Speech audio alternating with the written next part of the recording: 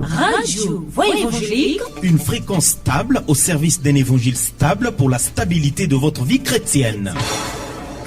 95.4 MHz. Quand je marche à contre-courant de ce monde qui tourne et tourne autour de moi, quand les forces m'abandonnent sous le poids de mes erreurs, au plus creux de mes solitudes surgissent les... L'Alliance biblique du Congo présente Tout sur l'Alliance biblique, un magazine d'information sur les activités de l'Alliance biblique universelle et de l'Alliance biblique au Congo.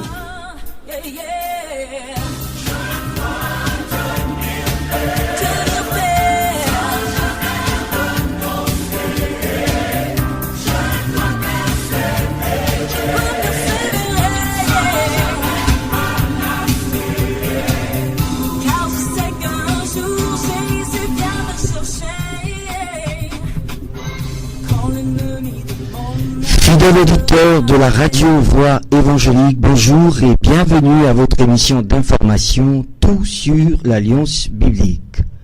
Arnaud Bama est devant ce microphone pour vous présenter cette émission. Aujourd'hui, nous débutons une série d'émissions sur le thème l'Alliance biblique du Congo et la traduction de la Bible en langue congolaise. Question pour nous de nous fixer sur les principes, les enjeux, les paramètres et les acteurs de cette traduction. Joël Bikoumou Mouyokakani est notre invité de ce samedi. Bonjour Joël. Bonjour Arnaud.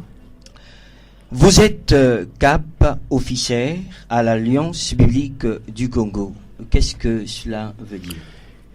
Merci pour la question. Cap officer est un concept anglo-saxon parce que l'Alliance biblique universelle est venue de ce monde-là et ça veut tout simplement dire Computer Assisted Publishing Officer, ce qui veut dire en français responsable des éditions. Merci Joël d'avoir accepté notre invitation et d'être dans ce studio pour nous parler du rôle de l'Église dans la traduction de la Bible, notre premier numéro du thème l'Alliance biblique du Congo et la traduction de la Bible en langue congolaise. Mais pour vous permettre de bien vous installer, auditeurs de Tout sur l'Alliance biblique, écoutons ce cantique.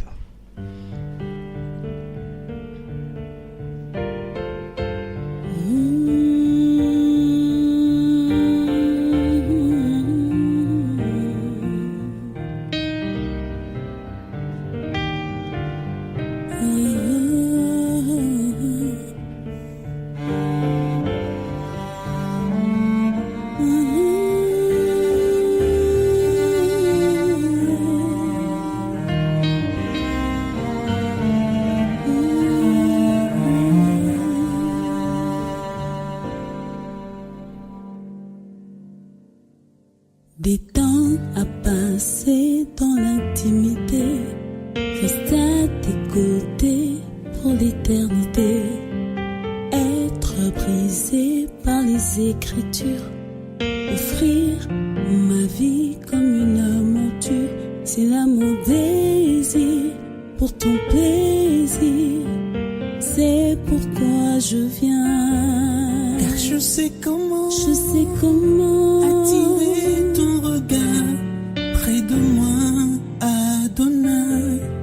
Je sais comment trouver du temps pour toi, même au milieu de la pagaille.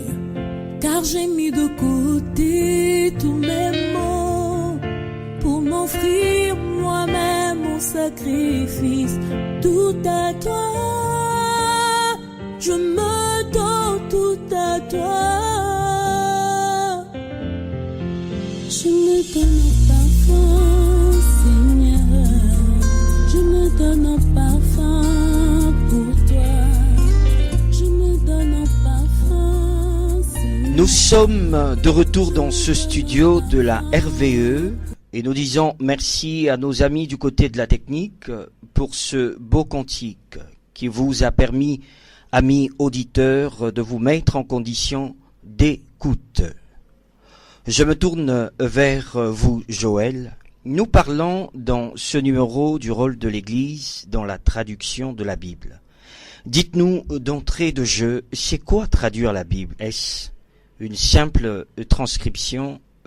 Bien, merci pour la question. Une fois de plus, Arnaud, nous ne pouvons pas parler du rôle de l'Église ou de la traduction de l'Église sans pour autant repartir dans la jeunesse de la traduction, parce que nous avons toute une théologie de la traduction. Et tout commence avec la diversité des langues, qui est une émanation de Dieu lui-même. Parce que vous vous souviendrez que la tour de Babel, qui avait été construite par les hommes, qui aspiraient monter vers le ciel et se comporter comme des dieux, alors cette diversité des langues à Babel était donc un jugement de Dieu contre la glorification de l'homme et contre sa volonté d'autonomie par rapport à son Créateur.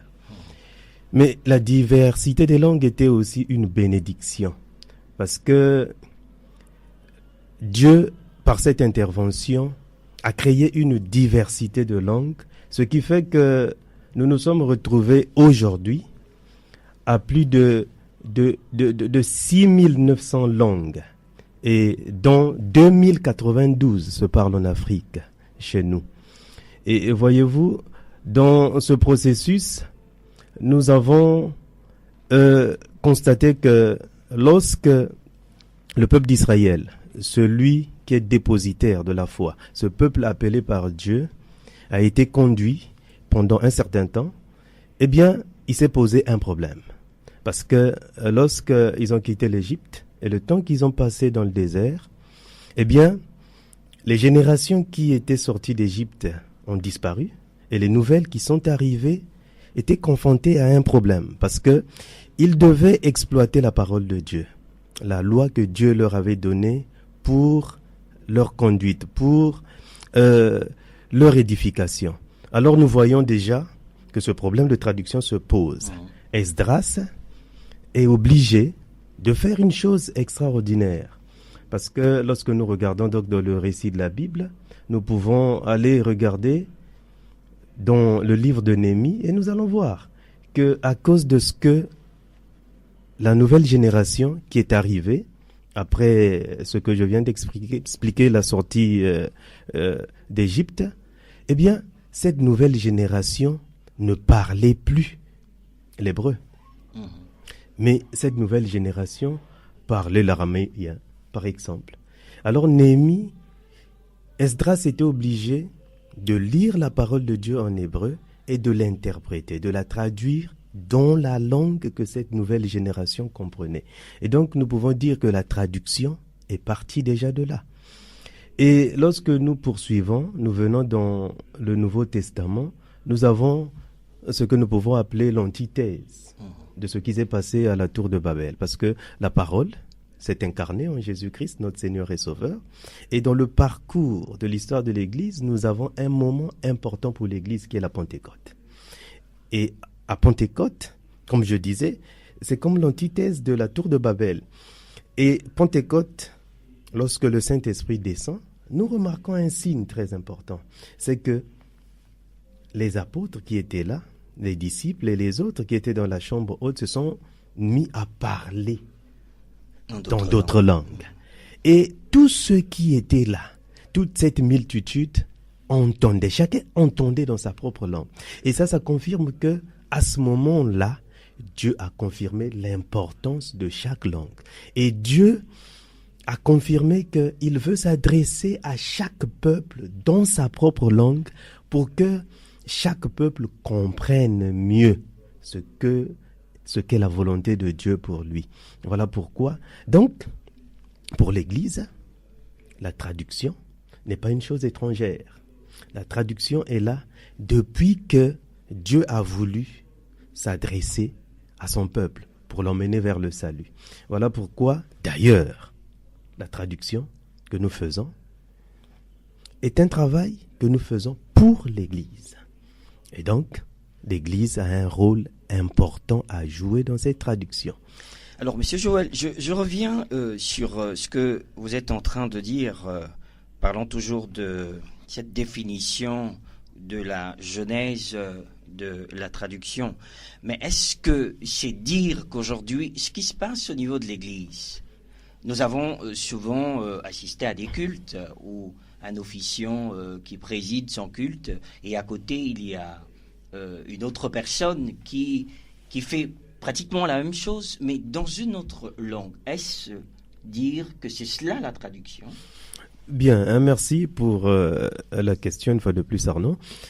Eh bien, dans les églises, ce que nous voyons souvent, c'est que lorsque un prédicateur prêche, il y a un interprète qui essaye d'aider le peuple de Dieu à comprendre le message. Donc, nous parlons là de l'interprétariat. Alors, la difficulté, c'est que la traduction et l'interprétariat se confondent un peu. Hein. C'est des concepts très proches, parce que interpréter, c'est traduire d'une langue dans une autre. Okay. N'est-ce pas? C'est aussi expliquer le sens d'un texte. Voilà. C'est ça, interpréter. Traduire, c'est faire passer un ouvrage, un texte, d'une langue à une autre. Vous voyez que c'est presque la même chose. C'est aussi expliquer. Traduire, c'est aussi interpréter.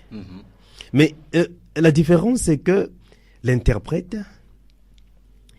agit à l'instant T. C'est-à-dire, c'est simultanément qu'il le fait. Alors que le traducteur a des outils et a du temps devant lui d'interpréter le sens et de rechercher le meilleur concept, le meilleur mot pour rendre le sens du texte premier.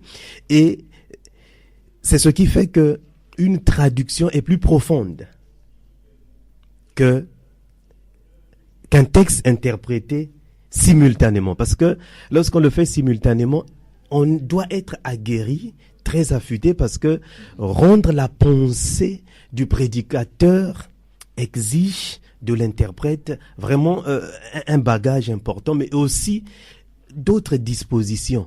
Ce que nous ne notons pas souvent, parce que nous constatons aussi que les interprètes, ils ont beaucoup de difficultés à rendre le message tel qu'il est voulu donné par le prédicateur. Voilà. Alors vous voyez que la traduction, c'est plus profond que l'interprétariat. Et donc voilà un peu la petite nuance. Nous comprenons que traduire, c'est vrai, est différent d'interpréter, puisque la traduction obéit à un certain nombre de principes, comme vous l'avez su le dire tout à l'heure. Donc, amis auditeurs, vous venez donc de comprendre la petite nuance qui existe entre traduire la Bible et l'interpréter, notamment ce qui se passe aujourd'hui dans nos églises. Et Joël, dites-nous, pourquoi l'Alliance biblique se donne-t-elle la peine de traduire la Bible en langue congolaise, alors que nous avons à côté un travail qui a été déjà fait, notamment la traduction de la Bible en français. Et aujourd'hui, les églises utilisent les interprètes, comme nous l'avons dit tout à l'heure. Mais pourquoi traduire? Est-ce juste par plaisir que l'Alliance biblique le fait, ou parce que l'Alliance biblique a beaucoup d'argent et nous sachons quoi en faire et se met à traduire? Merci Arnaud pour la question. Eh bien, ce n'est pas un malin plaisir que nous avons à traduire la Bible en langue congolaise. Déjà, nous sommes confortés par cette idée que je venais de soulever au niveau de la Pentecôte, où Dieu lui-même valorise chaque langue. Donc pour nous, chaque langue a la même valeur. Donc, une langue congolaise a la même valeur que l'anglais, que le français, que le portugais, etc. Ouais. Mais l'Alliance biblique est partie aussi d'un constat. C'est que lorsque nous avons vu la théologie de la traduction, nous avons vu que Esdras, déjà dans l'Ancien Testament, était obligé de traduire le texte biblique de l'hébreu en araméen. Okay. Et même dans le Nouveau Testament, lui-même le Christ, quand il prêche, de temps en temps quand il enseigne, eh bien, il est obligé de traduire certains concepts du grec vers la langue que ses auditeurs étaient en train de comprendre à ce moment-là, l'araméen. Donc le souci premier, c'est que la parole de Dieu soit comprise par tous. Et pour que la parole de Dieu soit comprise par les Congolais, eh bien, il est important, très important pour l'Alliance biblique de traduire, parce que ce que nous avons dit tout à l'heure, c'est que les interprètes ont des petites difficultés à rendre le texte tel que le prédicateur voudrait le présenter, à cause de ce que eux-mêmes ont des difficultés d'appréhender le texte biblique qui est en français, la langue qu'ils utilisent. Alors c'est une nécessité d'avoir donc des Bibles en langue congolaise, même pour faciliter le travail de l'interprète. Parce que imaginez-vous, si un interprète a de la matière, c'est-à-dire une Bible en langue congolaise, prenons le Lingala ou le Kituba, s'il doit rendre le texte en français en Kituba, eh bien, si il se nourrit de la parole de Dieu en Kituba, parce que la parole de Dieu, c'est aussi un domaine technique, c'est de la littérature, oui, mais nous voyons qu'il y a des concepts techniques dans la Bible, les mots-clés de la Bible. Eh bien, c'est pas aisé de savoir, par exemple, comment traduire ces termes ou ces concepts en Kituba ou en Lingala. Alors, oui, mais Joël, oui. C'est vrai que vous parlez de cette importance de traduire la Bible en langue, et nous comprenons que l'Alliance biblique le fait à l'endroit de l'Église, parce que c'est l'Église qui utilise la Bible. Alors donc nous pouvons dire que l'Église joue un rôle d'acteur dans cette traduction-là. Parlez-nous un peu concrètement du rôle de l'Église. Oui, merci. L'Église est donc bénéficiaire de cette traduction parce que c'est l'Église qui utilise les traductions que nous faisons.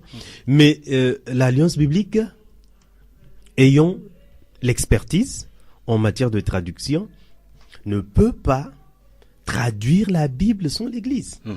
Parce qu'il s'agit quand même de la parole de Dieu. Il ne s'agit pas d'un roman ou d'un livre quelconque comme ça, mais il s'agit de la parole de Dieu. Voilà pourquoi cette parole doit être traduite par des théologiens. Ceux qui pratiquent la Bible, ceux qui sont allés à l'école, ont fait la théologie, maîtrisent la Bible. Et c'est ceux-là que l'Alliance biblique utilise comme traducteurs. Parce que tout simplement, l'une des difficultés que nous avons, c'est que l'Alliance biblique s'est donné le devoir de traduire la Bible à partir des textes originaux, c'est-à-dire à partir de l'hébreu pour l'Ancien Testament et du grec pour le Nouveau Testament. Alors, ce n'est pas possible de prendre tout citoyen congolais parlant une quelconque langue congolaise et de le mettre à traduire. Voilà pourquoi, donc, les traducteurs, les réviseurs et les autres acteurs qui travaillent dans la traduction viennent de l'Église. Donc voilà pourquoi nous disons que l'Église a un rôle très important dans la traduction. Ok, et l'Église a un rôle très important dans la traduction de la Bible en langue congolaise. Amis auditeurs et auditrices, vous êtes en train d'écouter votre émission Tout sur l'Alliance biblique, un magazine d'information sur les activités de l'Alliance biblique du Congo. Nous allons lentement vers la fin de ce numéro. Le rôle de l'Église dans la traduction de la Bible en langue congolaise. Monsieur Joël, avant de clore avec cette émission, notamment ce numéro de notre thème général qui est l'Alliance biblique du Congo et la traduction de la Bible en langue congolaise, est-ce que vous avez un mot de fin pour ce numéro? Oui, merci Arnaud. Je pense que nous sommes très ravis de faire ce partage avec les auditeurs de la radio Voix évangélique.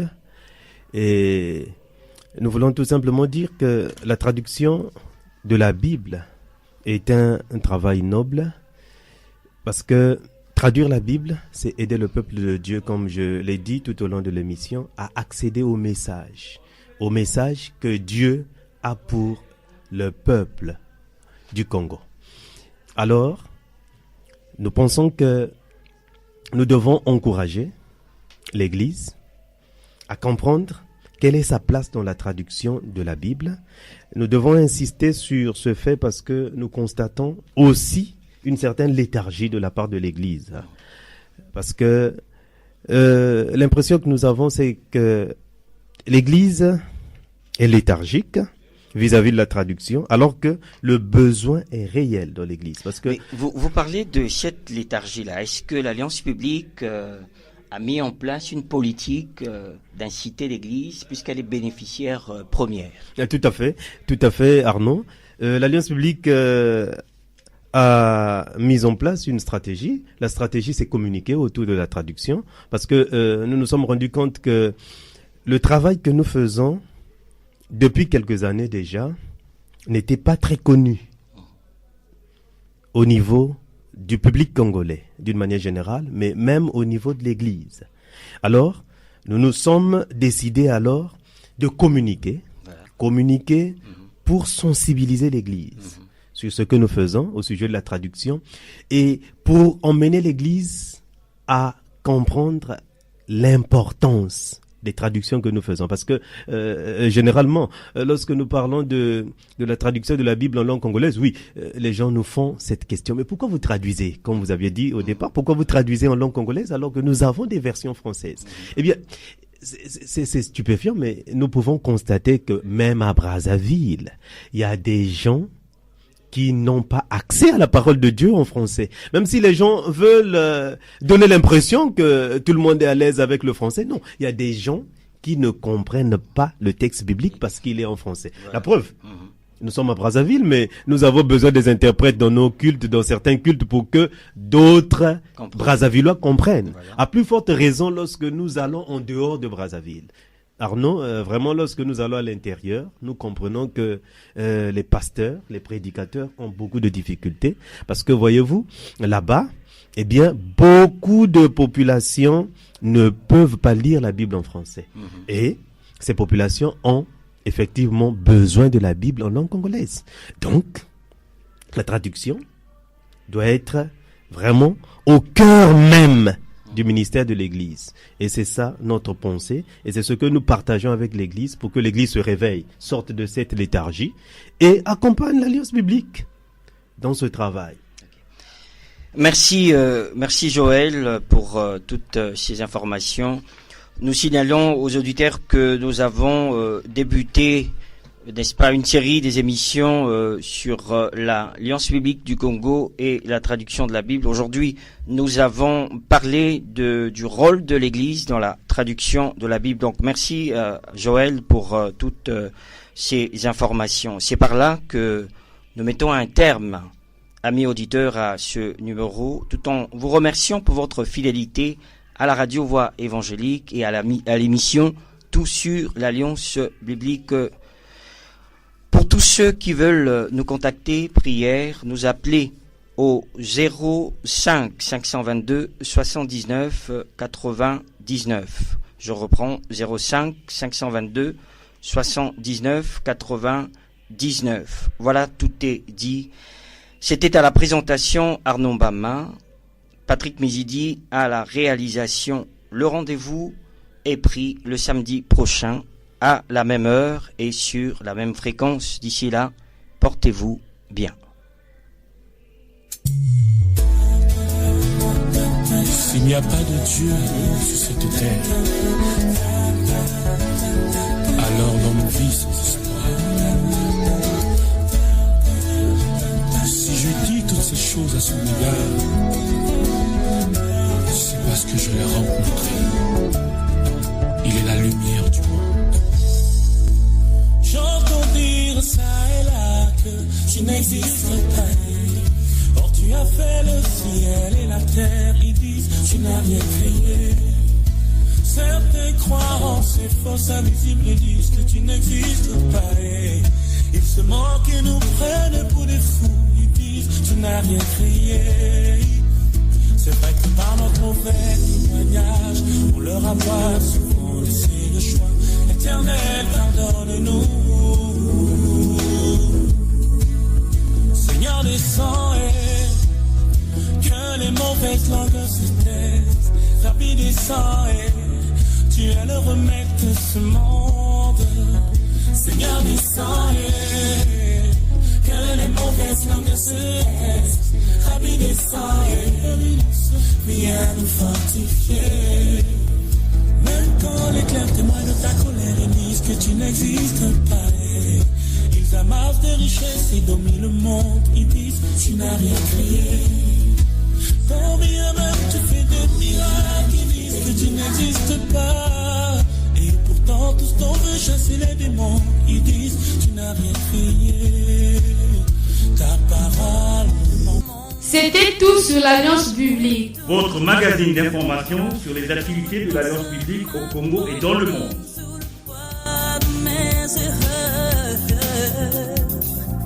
Au plus creux de ma solitude surgissent les combats qui viennent éprouver ma foi. Je ne céderai pas car plus grand est celui qui vit en moi. Yeah, yeah. Tenir ferme.